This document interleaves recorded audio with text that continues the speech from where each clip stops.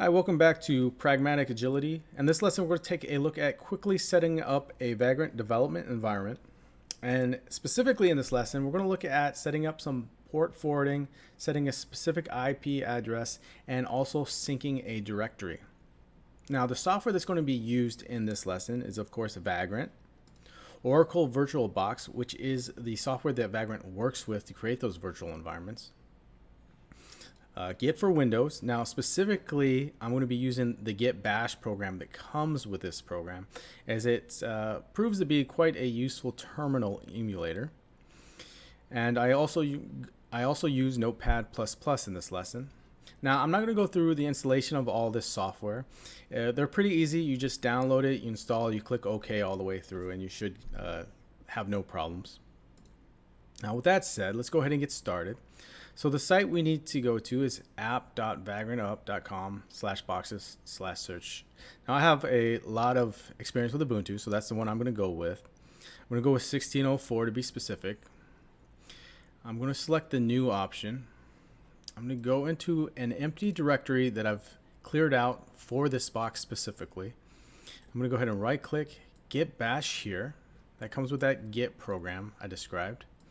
I'm just going to copy this. Go back to that bash shell and then paste that in, hit enter. That won't take too long at all. That sets up this file. I'm gonna go ahead and open up this file and try to drag it over here. And let's go ahead and set up our port forwarding. There isn't any reason not to do this. Now you do want to be careful if you're doing this for multiple dev environments, because you can't accept the same port and forward to the same port. It doesn't make a lot of sense, because you're saying I want to forward port 80 to 80, and if you have multiple boxes, which box is it supposed to forward to? Then we're also going to establish our IP address. Now, from the outside host looking in, this will be the IP, but if you went into the actual host, you would have a different IP. So go ahead and save that. And then I'm going to go back to my bash terminal. I'm just going to say Vagrant up. Now this will take a moment because it has to download a lot of files the first time that it performs this step. So I'm going to go ahead and fast forward to the end of that. Okay, we're done. So I forgot if I mentioned, but port 80 is the web host, 3306 is MySQL. So it is finished. Let's go ahead and go into that box. Now when you're in a directory, you can just do Vagrant SSH. So I'm going to go ahead and switch to the sudo user. I'm going to do apt-get install Apache 2. And that'll be our web server that we test with to make sure port 80 is forwarding correctly.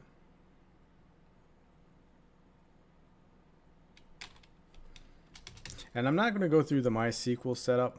I'm just showing that you can use multiple ports. MySQL takes a little bit longer to set up, but it'll work the exact same way. You will set it up, you'll forward the port, and then you'll make sure MySQL is accepting remote connections. So let's go ahead and edit our host file, which will override the DNS, or it's the first place the computer will check for DNS. So we're going to say 127.0.0.1 is equal to hello.net. Hello. I'm going to save that. Now I'm going to go into the Apache default site setting. Sites available. Default configuration. And we're going to change the server name to hello.net.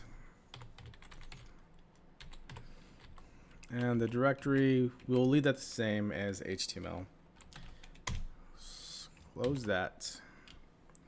Then we'll just do service Apache 2 restart. All right. So let's go ahead and exit out. That exits the sudo user. Exit again. Let's go ahead and add that directory sync.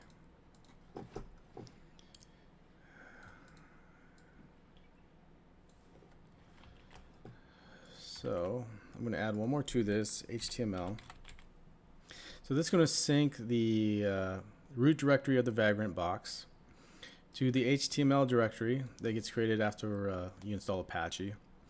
Now we have this as a included option just to make sure there's no permission issues. Now if you're new to Vagrant and using it as a development environment, I would just recommend you do the same thing and put this option in there just so that you don't have to deal with making sure your permissions are good to go. The only really counter argument for that situation would be if you are developing something that is specific to file security. So go ahead and save that. And then we're going to go back into that bash shell and we're going to do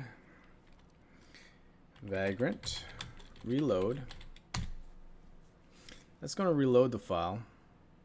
Pretty sure it's going to destroy the default Apache file as well when it syncs the directories, because it's going to prioritize what we have in the host directory. So, but let's go make sure our local host knows by name where we need to go.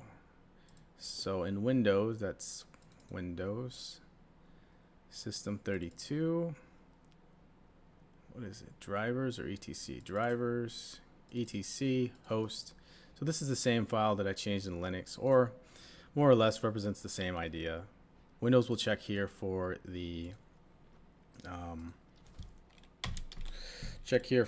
first for the name to address resolution. Already have a couple things in there. So hello.net. Actually, we're not going to that IP address. My mistake. We are going to this IP address.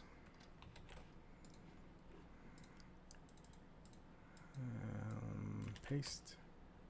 Save. Okay. Yes. Okay. That looks right. And it looks like our Vagrant reloaded, so let's go ahead and take a look at our directory. Trying to keep this video short. We were in the F directory, Vagrant boxes, 1604. Okay. So if we go back to our bash shell, so we say Vagrant SSH. Get back into our Linux distro of Ubuntu. I'm going to go ahead and switch to the sudo user. I'm going to cd to var www.html. Nothing really in there, so let's go ahead and make a file. So index.html, we need that file for Apache to work. So there we go, we got an index.html. Let's go ahead and open that up with Notepad++ from our host machine. Okay, I have that index file open. Let's go ahead and just put some simple HTML in there. HTML.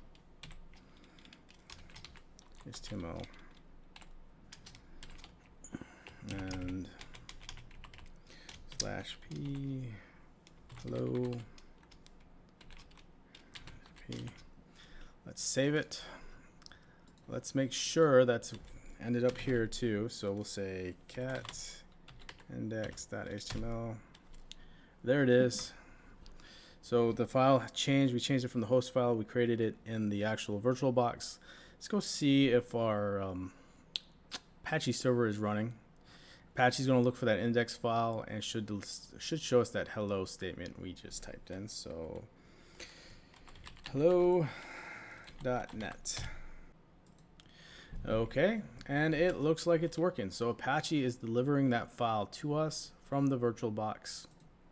So what did we do in this lesson? Well, we set up Vagrant, or got Vagrant running with Ubuntu. We set up Apache, we set up a port forwarding, and we synced a directory. So now with that synced directory, we could, make a new directory, call it development or dev, and start making a new web application, for example, that's being served by Apache that we can then check just on the regular web browser. And it's, it usually works pretty fast, and it's a great way to develop. I started using Vagrant because I had trouble using my local host as the development machine, because I would occasionally install things that would conflict with other programs that would then break those programs. So now that I use Vagrant, I don't worry about that too much, and it's pretty easy to get going.